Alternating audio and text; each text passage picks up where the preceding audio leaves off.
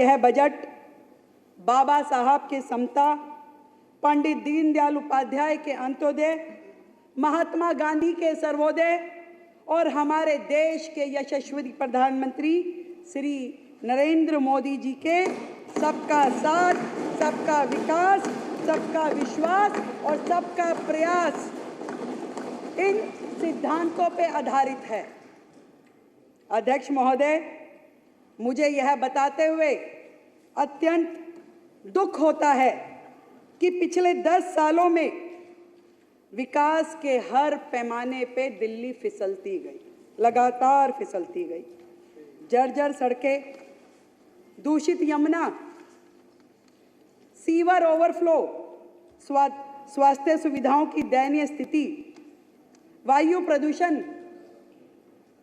के कारण से ये समझ में आता है कि पिछली सरकार के शासन और नीतियां जो थी उसके कारण से दिल्ली की जनता कितनी त्रस्त रही। पिछली सरकार ने दिल्ली की अर्थव्यवस्था को दीमक की तरह खोखला किया, दीमक की तरह। और दिल्ली जल बोर्ड घाटे में, डीटीसी घाटे में, दलितों के उत्थान के लिए बनाया गया कॉर्पोरेशन घाटे में, झुग्गी के विकास के लिए काम करने वाला ड्यूसिप पूरी तरह ठप, गंदा पानी, बहता सीवर, ये दिल्ली की पहचान बन चुकी थी। और ऐसे में इस सरकार का हमारे पास आना और इसको चलाना किसी चैलेंज से कम नहीं है सर, किसी चैलेंज से कम नहीं है।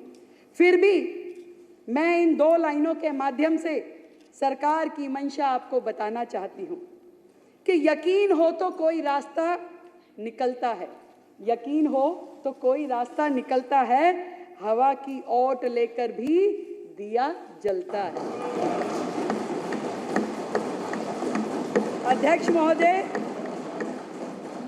मैं आपके माध्यम से पूरी दिल्ली की जनता को यह बताना चाहती हूं कि पिछली सरकार के राज्य में,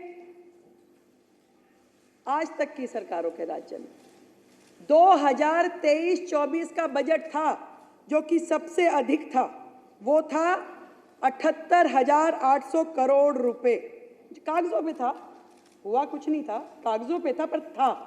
पहली बार दिल्ली के इतिहास में ऐसा हुआ कि जब 2024-25 का बजट आया तो वो घट करके 2800 करोड़ रुपए घट करके मात्र 76,000 करोड़ रह गया, जो किसी भी राज्य के इतिहास में, दिल्ली के इतिहास में सबसे बुरी स्थिति थी, घट करके 76,000 करोड़।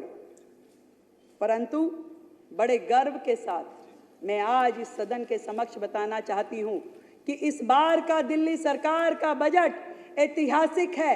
1 लाख करोड़ रुपए का प्रस्तावित